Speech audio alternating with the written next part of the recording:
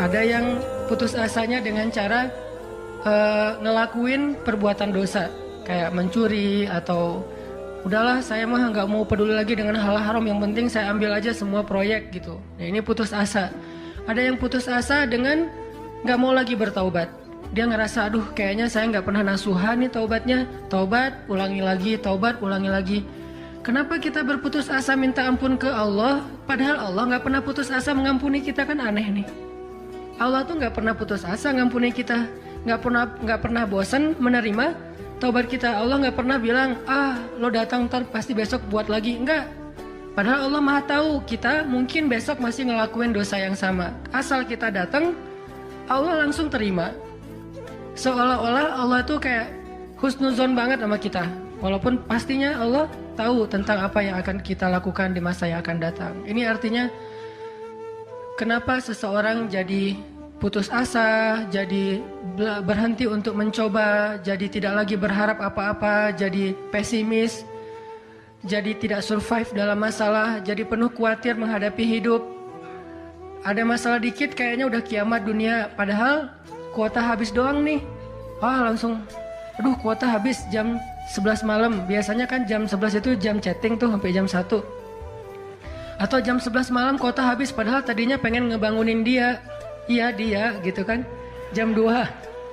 Gampang, pakai aja kuota doa. Ya Allah bangunkanlah dia, tiba-tiba dia tetap bangun. Dia bangunin kita akhirnya. Ini bisa aja terjadi. Yang jelas gimana sih cara biar kita keep happy, tetap bahagia walaupun gak bisa jalan-jalan jauh. Tadinya pengen jalan sama teman-teman, ternyata duitnya gak cukup. Kita lihat teman-teman kerjanya traveling aja. Ke Lombok, ke Batu Karas, kerjaannya keliling aja. Dan kita aduh pengen juga ngeliat pantai, misalnya ke gunung touring sama teman-teman, ternyata tapi saya nggak punya motor, saya nggak punya uang, saya nggak punya waktu dan seterusnya. Bisa nggak kita tetap bahagia seperti mereka walaupun nggak ngerasain pengalaman-pengalaman asik seperti yang mereka rasain? Gimana caranya biar ketika kita sujud itu sama nyamannya dengan ketika kita tidur di atas pangkuan istri? Belum ya? Gak tahu sih rasanya. Pokoknya tuh keren banget loh. Salah satu yang bikin saya kalau gak bisa tidur itu tipsnya adalah tidur di atas pangkuan istri. Langsung tidur. Cuman masalahnya susah bangun. Nah ini nih, gimana caranya kalau kita sujud rasanya senyaman itu? Gimana caranya? Bukankah kita selama ini mungkin, kita atau saya lah, pas sujud pengen cepat bangun. Gimana caranya sujud nggak bangun-bangun? Pas kita sujud, aduh pengen lama gitu sujudnya teh. Terutama kalau sholat sendiri. Kalau sholat jamaah memang nggak boleh. Kenapa? Karena hajat orang beda-beda. Nabi kalau sholat jamaah mah standar-standar aja. Tapi giliran sholat sendiri, itu sampai orang kewalahan ngikutin Nabi. Dan itu bukan cuma Nabi, sahabat juga kayak gitu. Siti Aisyah, istri Nabi itu. Siti Aisyah itu pernah sholat duha kurang lebih 4 jam, itu cuma baca 1 ayat doang loh. Famannallahu alaina wa waqana adzabas samum. Dia baca sendiri, agak keras karena dia di dalam rumah sendiri.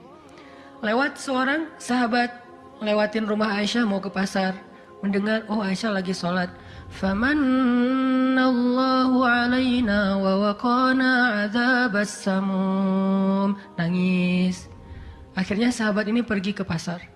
Dia belanja segala macam, balik lewat lagi rumah Aisyah. Setelah kurang lebih 2 jam. Pas dia lewat lagi rumah Aisyah, dia masih mendengar Aisyah membaca kalimat Famannallahu alaina wa waqana adzabas samum. Nangis lagi. Jadi 1 rakaat dengan 1 ayat itu bisa 2 jam, 3 jam yang dilakukan oleh para sahabat. Kenapa kok betah banget? Sama kayak kita betah banget nonton film, betah banget dengerin musik kesukaan kita, diulang-ulang lagu yang sama kan ya. Mungkin 1 lagu itu durasinya sebutlah 2,5 menit, 2,5 menit. Tapi diulang-ulang bisa sampai setengah jam mendengar lagu yang sama. Bukan 1 album, 1 lagu. Kenapa kita betah? Nah gimana caranya kita juga dapat kebetahan kayak gitu ketika dengerin bacaan Al-Quran, ketika kita membaca Al-Quran sendiri, ketika kita sholat. Sampai ada istri Nabi sholat sambil ngikat badannya di dinding. Jadi dia bikin tali ke dinding gitu, terus dia ikat badannya, sehingga kalau dia udah nggak kuat lagi, dia bersandar dengan ikatan tali di badannya, saking lamanya berdiri sholat. Coba bayangin, berarti kan semalaman tuh. Kalau udah nggak kuat, dia berdiri itu sambil badannya keikat di tali. Dan Nabi melihat itu menangis karena melihat kesungguh-sungguhan para sahabat dan sahabiat dalam beribadah kepada Allah. Dan itu bukan paksaan siapapun, Nabi nggak pernah maksa kayak gitu. Mereka sendiri berinisiatif. Jadi tutorialnya dibikin sendiri gitu. Duh, saya sholat kalau malam-malam kayak gini jadi agak nggak kuat. Atau saya lagi sakit nih, lagi lemas nih, lagi kurang makan. Ya udah deh, agar tetap bisa berdiri, dia ikat tali, dia ikat ke badannya, terus berdirinya kayak orang-orang setengah sadar gitu. Nah ini menunjukkan ada kenikmatan yang luar biasa yang mereka dapetin ketika mereka dekat dengan Allah Subhanahu Wa Taala. Gimana sih caranya biar kita bisa kayak gitu?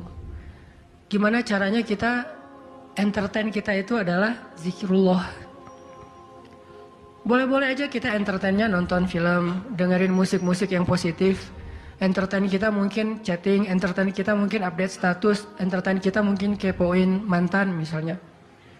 Boleh-boleh aja selama masih wajar. Tapi bisa nggak entertain kita yang lain itu zikrullah. Dengan mengingat Allah kita jadi terhibur gitu. Dan itu entertain luar biasa pahalanya. Gimana caranya? Ini yang kita pengen belajar malam ini, sehingga kita bisa tetap happy walaupun dalam keadaan tadi akhir bulan, dalam keadaan habis diputusin, dalam keadaan ditolak, dalam keadaan bingung, galau, segala macam termasuk habis pulsa. Tetap bisa happy. Pas telepon, pulsa Anda tidak mencukupi. Masya Allah, gitu. Senyum gitu ya. Bukan, kemana nih apa panik, biasa aja. Nah ini kita perlu belajar. Saya juga merasa butuh mempelajari lagi gimana caranya biar bisa ngerasain itu. Dan nasihatnya bukan dari saya. Karena saya juga masih belajar, belum istiqomah amat nih. Tapi nasihatnya dari para ulama yang diambil dari ayat Al-Quran dan hadis-hadis Rasulullah SAW. Nah sebelumnya coba kita perhatiin dulu kisah tentang ketenangan dengan mengingat Allah tuh kayak gimana. Salah satunya ada di surat At-Taubah yang terkenal. A'udzu billahi minasy syaithanir rajim. Illa tansuruhu faqad nasarahu Allah.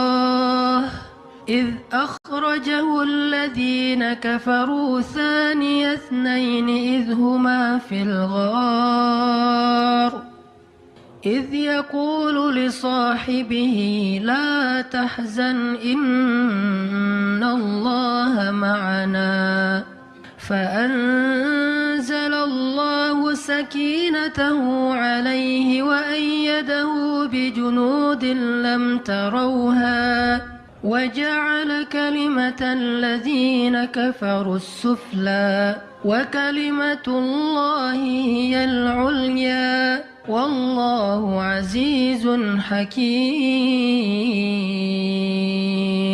Kalau kalian tidak menolongnya, maka sungguh Allah akan menolongnya. Seperti ketika orang-orang kafir mengeluarkan dia dari kota Mekah pada saat dia menjadi salah satu di antara dua orang yang berdiam di dalam gua, yaitu Gua Thur. Ketika ia berkata kepada sahabatnya, yaitu Abu Bakar, dia di sini siapa? Rasulullah SAW. Ketika dia berkata kepada sahabatnya, La tahzan, innallaha ma'ana. Janganlah kamu khawatir, bersedih, takut, itu sama. Sesungguhnya Allah bersama kita. Maka Allah Subhanahu wa Ta'ala menurunkan rasa ketenangan kepadanya dan menolongnya dengan tentara yang kalian tidak bisa melihat, sehingga Allah menjadikan kalimat orang-orang kafir itu menjadi dikalahkan atau rendah, dan kalimat Allah adalah kalimat yang tinggi, dan Allah Maha Perkasa lagi Maha Bijaksana. Ini kan kata-kata yang paling populer ya, la tahzan innallaha ma'ana. Tips pertama kalau kita pengen bisa lebih tetap tenang, happy ketika kita dalam tekanan adalah kita tuh memang harus punya sahabat yang selalu mengingatkan kita kepada Allah Subhanahu wa Ta'ala. Sahabat yang mengingatkan kita kepada Allah. Ini yang terjadi kepada Abu Bakar As-Siddiq. Sekelas Abu Bakar yang imannya sampai ke derajat Siddiq, bukan cuma mukmin loh, Siddiqun. Kan ada mukmin, ada muttaqin, ada siddiqin. Ini udah derajatnya Siddiq. Arti Siddiq itu udah nggak ada lagi keraguan di hatinya. Udah nggak ada lagi masalah sedikit pun. Ketika orang-orang ragu, Abu Bakar tetap yakin. Salah satu kasusnya pas Nabi pulang Isra Mi'raj. Nabi bilang bahwa saya baru pulang dari Palestina dan baru naik ke langit semalam. Diberitakan ini kepada orang-orang kafir Quraisy, tapi orang-orang kafir Quraisy nggak percaya. Lalu ketika para sahabat-sahabat lain mendengar, mereka kayak ragu-ragu gitu, bener nggak ya, bener nggak ya? Lalu ketika ditanya kepada Abu Bakar, ya Abu Bakar, lihat tuh teman kamu makin gila aja. Emangnya kenapa, kata Abu Bakar? Dia ngaku-ngaku baru pulang dari dari Palestina. Dia ngaku-ngaku baru pulang dari langit. Katanya Isra dan Mi'raj semalaman, dalam waktu 1 malam. Lalu Abu Bakar bertanya, siapa yang bicara kayak gitu? Dia atau kalian? Kata mereka, Muhammad yang ngomong kayak gitu langsung kepada kami. Kata Abu Bakar, kalau Muhammad yang ngomong kayak gitu, maka benar. Dia nggak mau tanya gimana caranya, berapa lama waktunya, kapan, siapa yang membawa dia. Nggak nanya apapun. Kalau Muhammad yang ngomong, maka itu benar. Ini artinya siddiq, nggak banyak tanya, percaya banget. Kalau ayatnya kayak gitu, udah cukup. Kalau hadisnya kayak gitu, udah cukup. Kalau kata ulama kayak gitu, saya ikut. Nggak ada kenapa kayak gini dan seterusnya, nggak. Ini menunjukkan Abu Bakar itu orang yang sangat luar biasa imannya. Tapi dia tetap manusia. Gimana pun imannya udah kuat, mantap, siddiq, ketika ada masalah, sifat dasar manusia itu keluar lagi, yaitu khauf, rasa khawatir, takut. Dan yang luar biasa, khawatir dan takutnya Abu Bakar itu bukan untuk keselamatan diri beliau. Abu Bakar itu khawatir terhadap keselamatan Rasulullah SAW. Jadi bukan keselamatan Abu Bakar. Kalau kita mungkin khawatir terhadap keselamatan diri sendiri nih. Kalau Abu Bakar derajatnya khawatir terhadap gimana ya Rasul, kalau mereka ngelihat ke bawah, ke kakinya, pasti kita akan ketahuan. Karena mereka sembunyi di sebuah lubang, nggak gua sih, kecil, lubang di bukit Jabal Thur. Dan orang-orang kafir Quraisy sudah datang ke lubang itu, berdiri tepat di pintu gua. Kalau mereka ngelihat ke bawah, udah ketahuan tuh, kelihatan Rasulullah sama Abu Bakar. Sehingga Abu Bakar berkata, ya Rasulullah, kalau mereka ngelihat kita sedikit aja ke bawah kaki mereka, mereka akan menemukan kita. Gimana ini ya Rasul? Saya khawatir terhadap keselamatanmu. Apa kata Nabi? Ya Abu Bakar, ma dhannuka bithnain, Allahu salisuhuma. Wahai Abu Bakar, kenapa kamu pikir kita cuma berdua? Allah yang ketiga di antara kita. Baru la tahzan, innallaha ma'ana. Jangan khawatir, Allah bersama kita. Kata-kata ini kalau diucapkan oleh orang solih pada waktu yang tepat ketika kita ngalamin satu masalah besar, itu akan luar biasa memberikan efek ketenangan buat kita. Tapi waktu yang tepat. Kalau normal-normal aja kayaknya agak-agak kurang ngaruh nih. Makanya kata-kata kayak gini itu timingnya tuh harus pas. Dan yang mengatakan orang yang memang punya aura kesolehan yang luar biasa. Sekelas Rasulullah kurang apa? Itulah sebabnya kenapa kita harus punya banyak, atau setidaknya kita punya seorang sahabat, seorang teman yang solih, yang sering mengingatkan kita. Minimal istri. Kenapa? Karena kalau kita galau dalam urusan kerjaan, nanti pas kita pulang ke rumah, yang akan bilang la tahzan innallaha ma'ana adalah pasangan kita.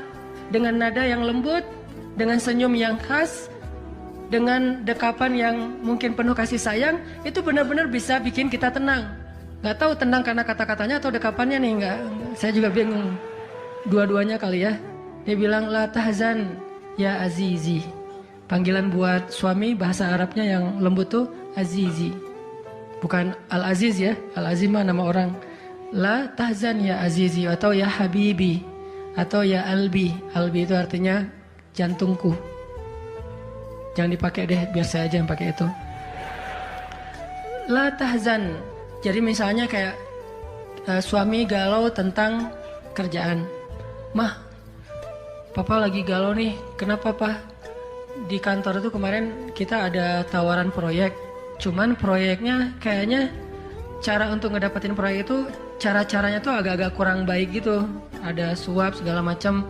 Tapi itu proyeknya untung besar loh mah. Nah kalau kita nggak suap, kita nggak akan dapat proyek itu. Ini gimana nih mah? Diambil nggak? Kan galau nih. Udah istikharah belum mantap nih hatinya. Istrinya yang bilang, papa, Allah yang kasih kita rezeki. Kalau papa ninggalin sesuatu karena Allah, Allah akan ganti dengan yang lebih baik. Pasti dari booster ya mah. Nyontek gitu ya. Kalau dia ngomong kayak gitu kan jadi mantep nih. Kayak saya juga pernah ngerasain lagi kayak sedih gitu, lagi galau karena satu urusan. Istri mengatakan, udah serahin aja sama Allah. Kan jadi mantap kan hatinya. Hal-hal yang kayak gini nih. Kalau belum punya pasangan, temen. Sehingga Nabi mengatakan, almar'u ala dini khalilih. Seseorang itu bergantung loh kepada tingkat kesolehan temennya. Kalau temannya soleh, insya Allah dia akan terjaga oleh teman itu ketika dinasehati, diingatkan. Saya aja ngerasa banget ya kayak gitu.